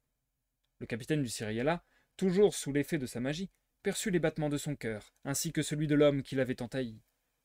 La blessure qu'il venait de lui infliger était sans aucun doute sérieuse, car le rythme cardiaque de James était en train de diminuer. Finn jeta un regard rapide vers la mer où se déroulait la bataille entre les rebelles et les forces du cercle de fer. Les deux camps ne se battaient plus l'un contre l'autre, mais luttaient pour survivre. L'homme observa des dragons se faire foudroyer ou emporter au loin par le vent. Le Cyriella dérivait, sans but précis, bousculé par d'immenses vagues jusqu'au gigantesque typhon. Un navire résistait à l'attraction de l'un d'entre eux. L'eau était devenue bipolaire. Une partie d'elle tentait de dévorer le bateau, une autre semblait faire glisser le bâtiment vers le côté opposé. Finn devina les efforts de Julie, qui s'acharnait pour demeurer en vie. L'homme sentit la panique, ainsi qu'un sentiment d'impuissance monter en lui. Il se rua sur James, désormais au sol, qui respirait avec difficulté. « Comment est-ce qu'on arrête tout ça? Vous devez forcément le savoir. » Du sang jaillit par intermittence de la bouche du chancelier. « Ce n'était pas écrit. » Le capitaine du navire aux voiles grises réfléchit à toute vitesse, cherchant une solution pour sauver ses amis. « Finn, qu'est-ce qu'on fait maintenant? » Ok. « Finn, qu'est-ce qu'on fait maintenant? » Ciri criait pour que sa voix couvre le déchaînement des éléments. La Sergriffe venait d'arriver sur le dernier des îlots sans que son ami le remarque. Elle poursuivit. « Est-ce qu'il n'y avait pas des indices? Quelque chose dans toutes les légendes qu'on a trouvées? Il y a forcément quelque chose à faire. » L'homme fut alors la proie d'une profonde tristesse. Est-ce qu'on a fait tout ça pour ce résultat? Si on ne ferme pas ce portail, il est probable que tout disparaisse. Ces mots résonnèrent dans sa tête. Il fallait fermer ce qui avait été ouvert. Finn repensa à ce moment, dans la cabine de James, où le père de Julie leur avait montré la première énigme qui avait lancé toute leur aventure. Il se remémora les mots qu'il avait lus. Le dernier vers résonna dans son esprit. L'astre de lumière fait reculer l'infini, quand le vent hurle par la bouche des divinités, porteur des pierres l'enfant du savoir accompli, du vide apparaît la désirée vérité. La vie est clé, pour sceller ce qui a été ouvert, mais doit être refermé. Ciri. La Sergriffe ne répondit pas, attendant que son ami poursuive. Elle afficha une certaine inquiétude. Sa voix avait changé. « Prends soin de tout le monde, d'accord ?» Avant que la femme n'eût le temps de formuler une protestation, son ami se rua en direction de l'arche et plongea au cœur de l'obscur tissu qui formait un portail. La mer s'était calmée, et le ciel s'était éclairci bien que quelques gouttes tombaient encore lourdement sur les passagers du Cyriella. Julie et Glouze avaient récupéré le navire, et un tic complètement paniqué avant de partir en direction de ceux qui restaient des îlots, qui furent un jour cachés par la brume des limbes. Une partie des rebelles, ainsi que Zalan lui-même, se tenaient à leur côté sur le pont. Melraen et Armenia, sur le dos de leur dragon, accompagnaient les voiles grises. Quelques longues minutes plus tard, Ciri grimpa à bord, le visage sombre. Tout le monde retint son souffle, en attendant que la capitaine du navire prenne la parole. « C'est terminé. Le portail qui produisait tout ça s'est fermé. Le chancelier est mort. Julie, j'aurai besoin de tes services. Vénilien agonise sur le premier îlot. J'aimerais que tu le maintiennes en vie. » La magicienne sembla déconcertée. « Je m'en fiche de ce type. Où est Finn ?» La Sergriffe baissa la tête. Il a sauté à travers l'arche. Qui a causé sa fermeture? Le visage de Julie se décomposa. Sa main trembla si fort qu'elle eut du mal à la porter à son cou. La femme tira de sous sa robe un pendentif. Le petit caillou qui l'ornait demeurait caché par ses doigts alors entourés autour. Les regards convergèrent vers la réponse que contenait la paume de Julie. Ses doigts se desserrèrent.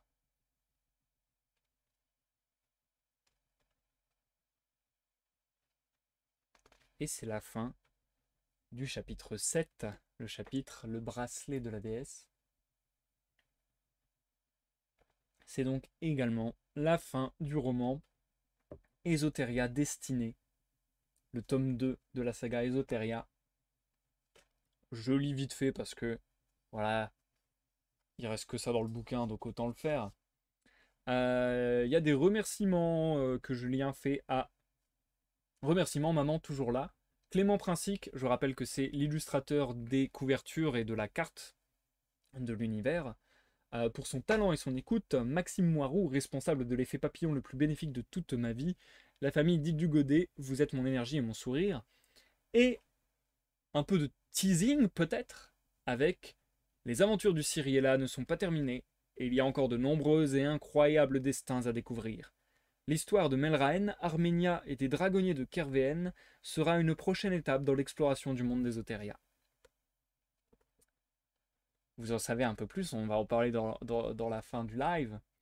Mais on en a donc terminé avec ce tome 2. Et pour le moment, avec cette saga, puisque il y a un autre livre qu'a publié Julien récemment, qui apparemment est dans le même univers, plus ou moins, mais ce serait un peu une sorte de spin-off vraiment différent. Donc c'est Elisabeth, si je dis pas de bêtises. Si ça vous intéresse, allez voir sur sa page sur Amazon. C'est disponible dans la description de la vidéo YouTube. Et voilà, peut-être un jour, un prochain tome. Pour l'heure, nous passons à l'outro du live, les amis. Très cool. Très très cool. J'aime bien, j'aime beaucoup. Euh, James, James Dell, c'est pas le perso que je trouve le plus charismatique. Voilà, voilà, si vraiment je donne mon avis tout à fait objectif. James Dale, je le trouve pas.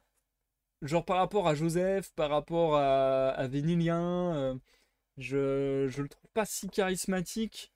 Du coup, voilà, ça me touche un peu moins, on va dire. Le personnage me plaît un peu moins et le combat et l'issue de leur combat me plaît enfin, m'intéresse un peu moins quelque part. Même si l'issue du combat, au final, c'est tout l'intérêt de toute la bataille. Mais c'est vrai que, comme grand méchant, euh, je préfère Vénilien. Donc du coup, j'ai davantage kiffé le passage avec Vénilien et Ciri que j'ai trouvé très très cool. Vénilien, je pense que c'est un de mes persos préférés en vrai des Oteria. Et, euh, et là, la fin où il est honteux entre guillemets d'avoir perdu, etc. Où il est fou de rage, etc. Je kiffe de ouf. Je trouve que le perso est détestable à souhait et très bien écrit. Et Ciri qui ne va pas jusqu'à le tuer et tout. Enfin ouais, ça montre une évolution dans le personnage qui est cool. Ça montre qu'elle a changé d'état d'esprit. Certainement grâce à tout son voyage, mais notamment à la grande étape qu'elle a vécue dans le village d'Aline. Donc tout ça, c'est très très cool de voir l'évolution d'un perso, l'évolution de sa mentalité et tout ça. Et de voir que voilà, elle a réussi à calmer sa fureur quelque part et à lui laisser la vie sauve. Donc ça, je trouve ça très bien fait. Le combat Ciri-Vénilien, je le trouve très bien fait. Les réactions de Vénilien sont très cool. J'aime beaucoup Vénilien. Euh, Après, voilà, comme je le disais, petit bémol pour moi, c'est que James Dale, je le trouve pas très charismatique, il m'intéresse pas beaucoup. Mais au-delà de ça, c'était très sympathique. Et surtout, bah, du coup, on a ce fameux grand final euh, avec un mini teasing quand même, hein, parce que du coup, Finn se sacrifie pour sauver tout le monde. Est-ce qu'il s'est vraiment sacrifié?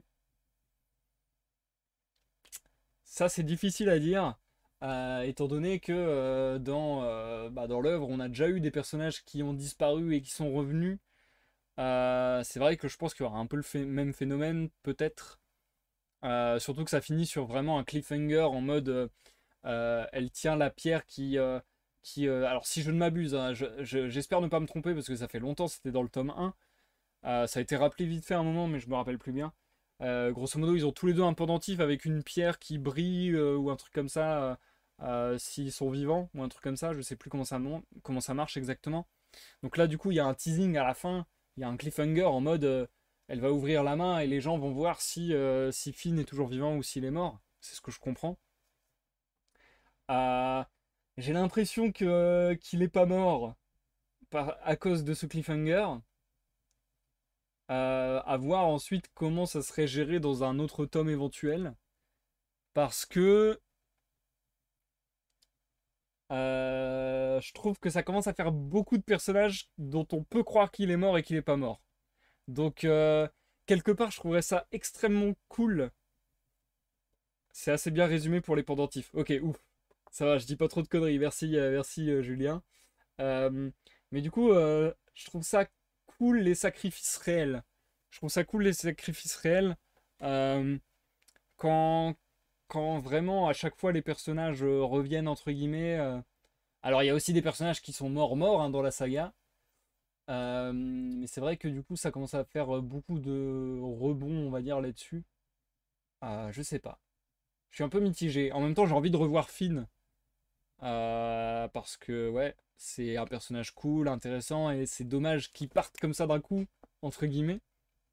En même temps, j'ai bien envie de voir l'évolution sans fin. En fait, je suis un peu dans cet entre-deux que j'ai dans pas mal d'œuvres, anyway.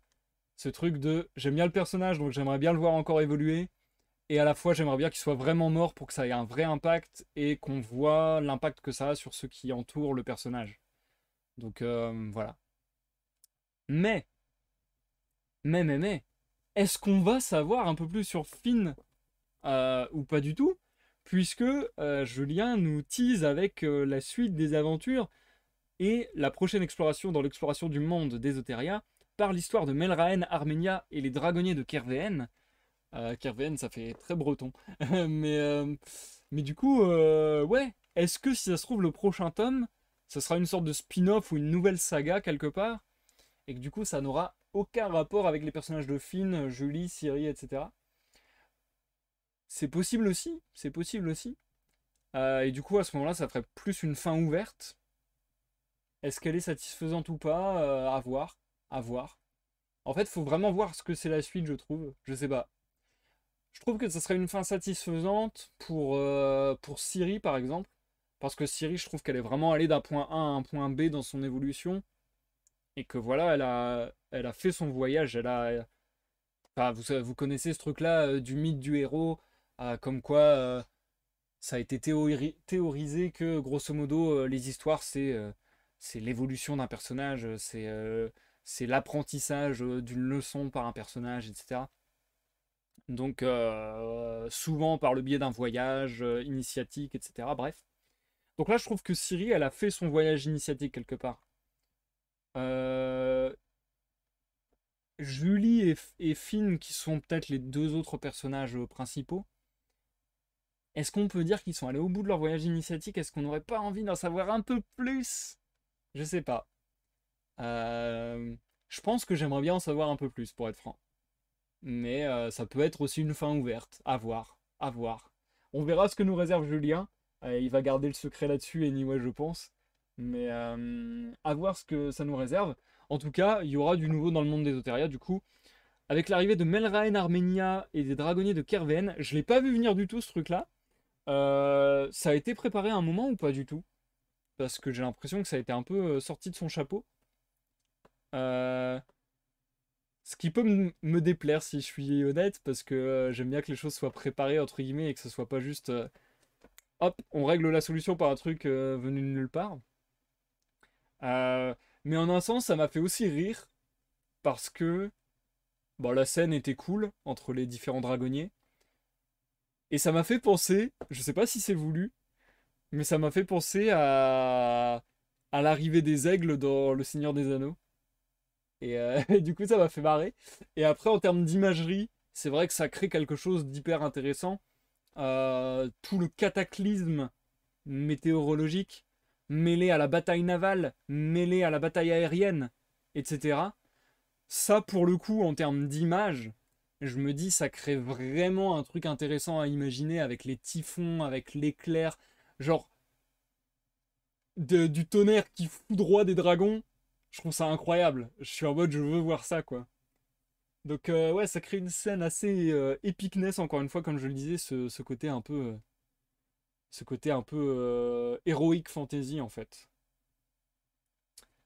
Euh, alors, je ne dirais rien, même sous la torture. Ouais, je m'en doutais, je m'en doutais.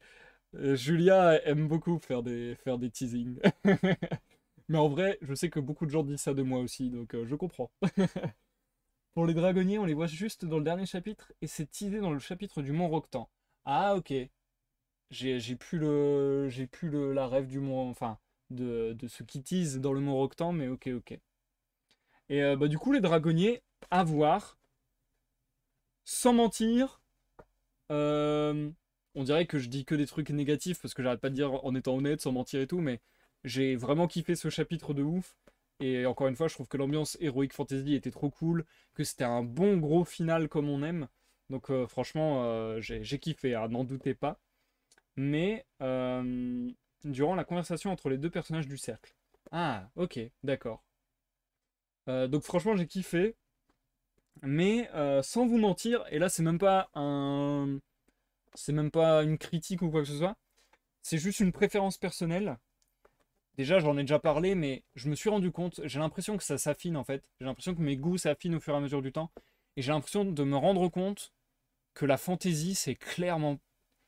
J'ai toujours su intuitivement que c'était pas mon style. En tout cas, pas mon style phare. C'est un style qui me parle, mais pas celui qui me parle le plus. Et en vieillissant, je me rends compte que vraiment, vraiment la fantasy, c'est pas mon truc de cœur, quoi. Je peux en apprécier, mais c'est pas mon truc. C'est pas le truc qui me fait débloquer le cerveau et où je suis en mode waouh, c'est incroyable, c'est trop cool et tout. Et du coup, j'ai aussi beaucoup de mal avec la fantasy pour une raison. Attention, je vais paraître très méprisant et très méchant dans ce que je vais dire dans un instant, mais j'ai l'impression que c'est le genre par lequel beaucoup d'auteurs amateurs se lancent. Certainement par la grande liberté que ça offre, je pense, parce qu'en fait, voilà, c'est très lié au monde de l'imaginaire, etc. Il y a ce truc de putain, trop bien, je peux créer ce que je veux, je peux imaginer un univers, c'est grisant, il y a un truc comme ça trop agréable de vouloir créer des trucs ouais, complètement fictifs, complètement fantaisistes. Malheureusement, je trouve aussi qu'il y a beaucoup de ratés. Il y a beaucoup de grosses bouses en étant pas poli du tout. Désolé, je sais que je suis très méprisant là, mais je trouve que c'est aussi, comment dire, une honnêteté intellectuelle entre guillemets, de dire que bah il y a des choses qui sont vraiment pas terribles. Bon, en tout cas, pour être moins méprisant, il y a des choses qui sont vraiment pas du tout à mon goût dans la fantasy, ou selon mes critères, je trouve que c'est de la mauvaise fantasy, selon mes critères. J'ai pas les critères et les lois exactes de tout comment devrait être. Je ne parle que pour moi. Mais du coup, voilà, c'est un genre qui souffre dans mon esprit de beaucoup de comment on appelle ça, d'a priori, parce que je sais que beaucoup d'auteurs amateurs se lancent par la fantasy et que c'est des trucs ultra. Selon mes goûts, je me répète beaucoup, mais voilà, je veux être sûr qu'on se comprenne bien et que vous comprenez bien que je suis complètement subjectif et que, bien entendu, ce qui ne plaît pas à moi peut plaire à d'autres et c'est tant mieux. Mais à mon goût, je trouve qu'il y a beaucoup de fantasy qui est archi mal écrite, avec un style pas terrible, avec des poncifs. C'est même plus des stéréotypes, c'est des clichés, quoi, des trucs vraiment vus et revus et revus et re-revus.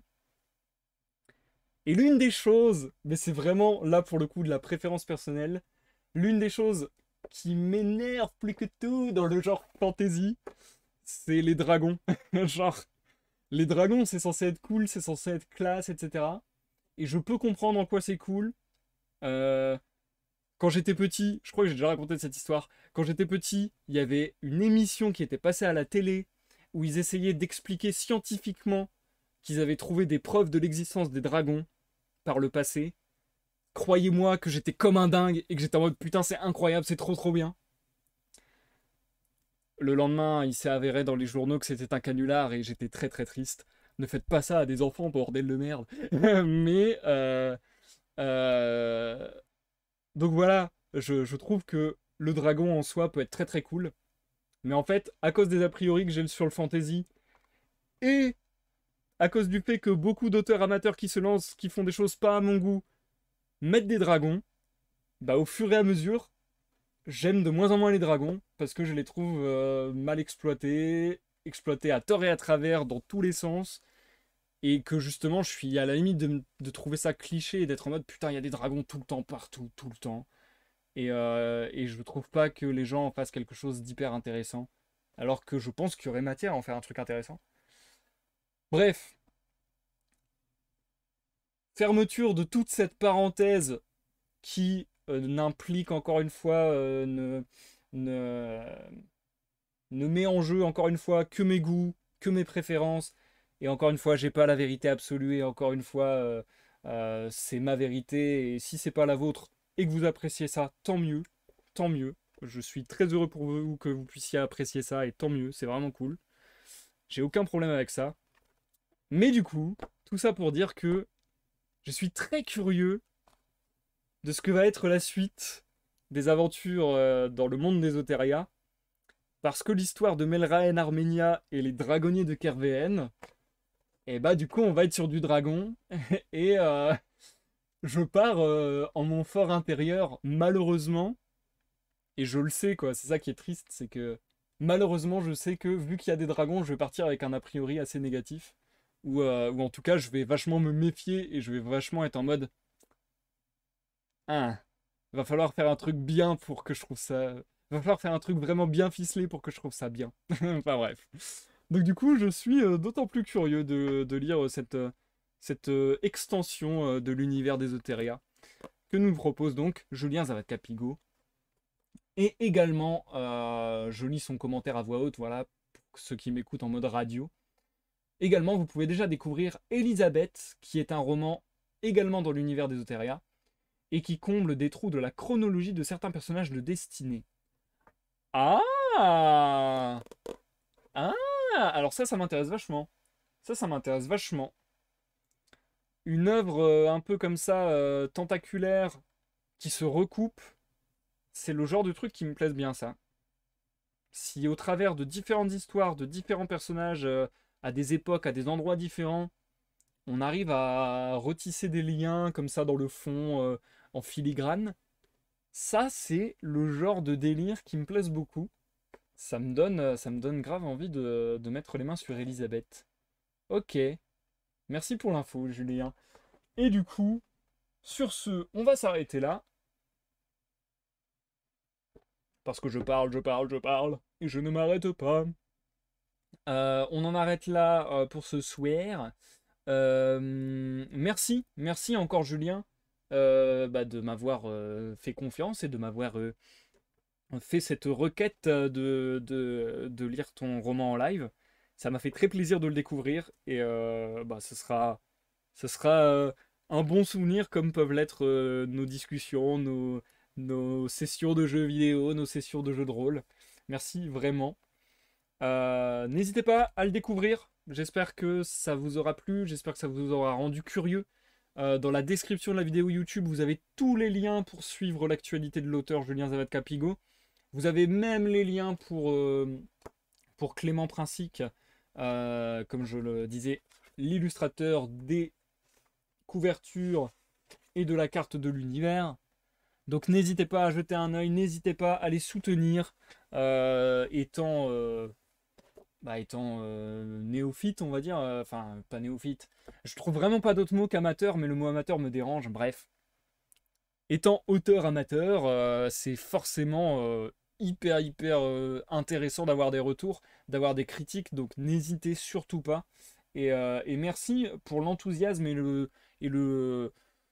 la bienveillance que vous avez démontré sur les lives de cette lecture parce que voilà, franchement vous avez été super sympa, vous avez reçu cette lecture de manière vraiment cool et ça me fait plaisir pour Julien. Voilà, voilà, on est bon. Prochaine lecture, certainement du théâtre, au moins en coup d'essai, au moins en expérimentation. On va pas se mentir, il y a de grandes chances que ce soit Macbeth. Et on est bon. J'arrête de tourner autour du pot. On se revoit pas avant au moins une semaine en live. Sur ce, d'ici là, prenez soin de vous. Passez une bonne soirée, une bonne nuit, une bonne journée. Je sais pas quand vous m'écoutez. Une bonne semaine. Et à plus pour une prochaine lecture. Bye bye, des bisous!